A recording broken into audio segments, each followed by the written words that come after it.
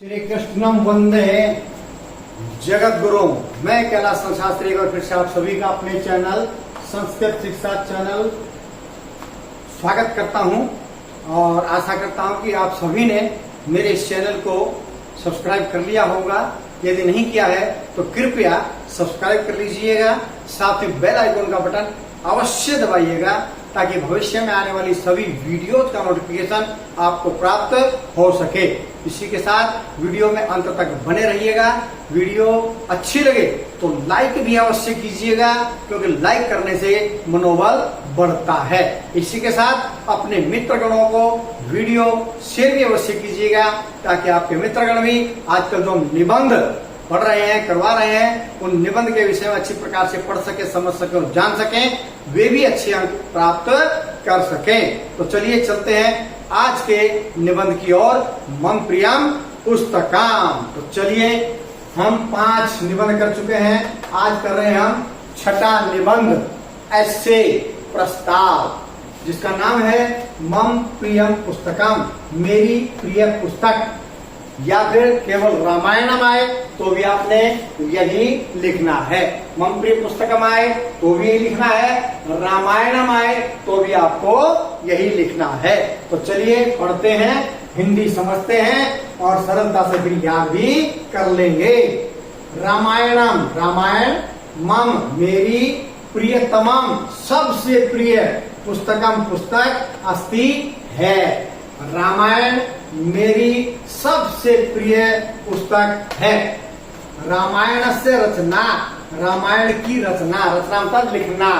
रामायण की रचना संस्कृत साहित्य से, संस्कृत साहित्य के आदि कविना, आदि कवि, आदि कवि मतलब सबसे पहले कवि, महर्षिना, महर्षि वाल्मीकिना, वाल्मीकि के द्वारा कृता की गई है। अर्थात रामायण को लिखने वाले कौन है? प्रश्न है, रामायण किसने लिखी? तो महर्षि वाल्मीकि जी ने लिखी। तो रामायण की रचना संस्कृत साहित्य के आदि कवि महर्षि वाल्मीकि के द्वारा की गई। इदम रामायणम, यह रामायण संस्कृत साहित्य, संस्कृत साहित्य में आदि काव्यम अपि, आदि काव्य भी, अर्थात सबसे पहला काव्य। काव्य का मतलब है जिसको गाया जा सके। आदि काव्य अपि में भी कथते कहा जाता है। वाल्मीकि जहाँ आदि कवि हैं तो उनके द्वारा लिखी गई जो रामायण है वो भी आदि काव्य है, यानी कि सबसे पहला काव्य है। आदि कवि वाल्मीकि और आदि काव्य रामायण। अस्मिन महाकाव्य, इस महाकाव्य में भगवत भगवान श्री रामचंद्र से, श्री रामचंद्र जी की कथा का, कहानी का वर्णिता अस्ति, वर्णन है। इस महाकाव्य में भगवान रामचंद्र जी की कथा का वर्णन है, कहानी का वर्णन है।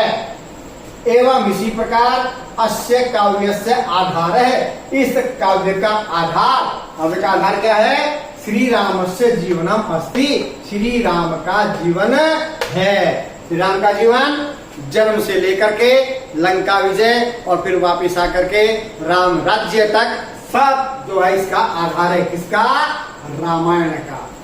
तो इस प्रकार इस काव्य का आधार श्री राम की जीवन है, श्री राम जी का जीवन है।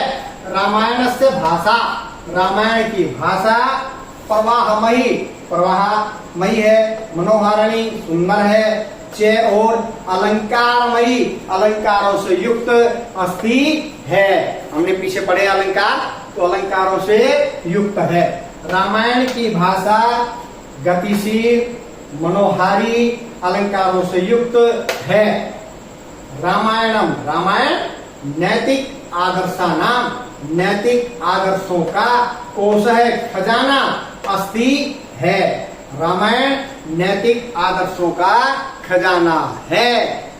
नैतिक, ठीक है, आजकल बच्चों में सब कुछ है, लेकिन जो नैतिक आदर्श है वो कम होते चले जा रहे हैं। तो वो कहाँ से प्राप्त होंगे हमें? हमारे प्राचीन ग्रंथों से, जिनमें से एक ग्रंथ है रामायण।